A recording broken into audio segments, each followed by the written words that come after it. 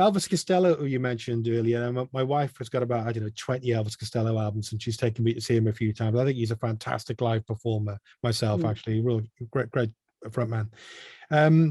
So on now ain't the time for your tears, and Elvis Costello, got involved in that. What are your recollections on that in terms of it? Did you pick up on stuff from him as a producer, or did you gain from that as well, I wonder?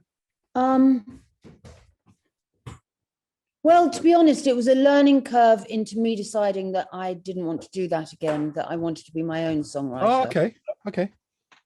So on paper, it looked like it was going to be an incredible project.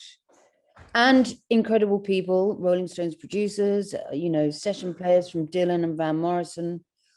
Also, and straight out of the gate of Transvision Vamp, never having worked with anyone else apart from those guys, it was a great big learning experience.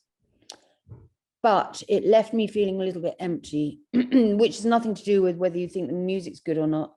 But the experience left me empty because of what I was saying just now. You asked me what keeps you, or what's the most important thing for anyone going into the music business, and that is it wasn't mine. It didn't give me satisfaction. Yes, okay, some of it sounds good, and yes, it was Elvis Costello, but it's not the same as playing your own song. Yeah. So I didn't walk away with a tremendous sense of pride, and that is what, then when I kind of disappeared from the scene, that's because after Elvis Costello, I decided, well, I have to go back to basics here, and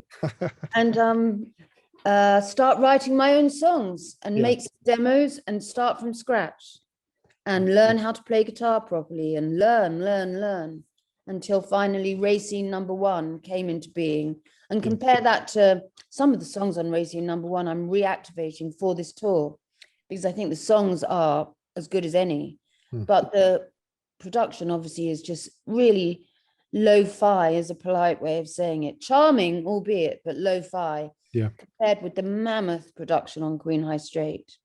So you can just see an evolution there, but the songs remain solid. So when you're songwriting, have you got a process with songwriting? Do you have like a schedule at all? Do you sort of like a songwriting day, or do they just come when they come? Or?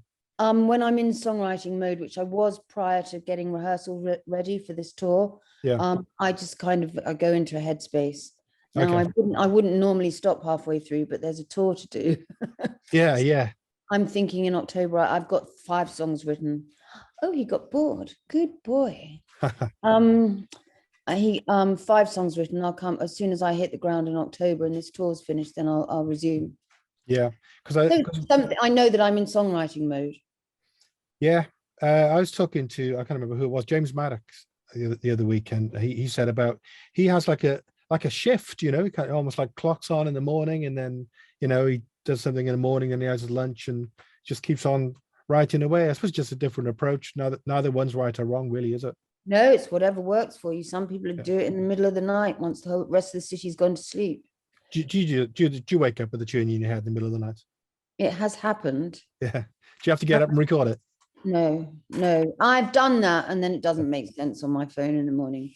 Yeah. I tend to test myself. I don't even, when I'm writing the songs, I don't record them. I test myself day to day to see if I'm remembering them. Because if I can't remember them, then no one else is going to.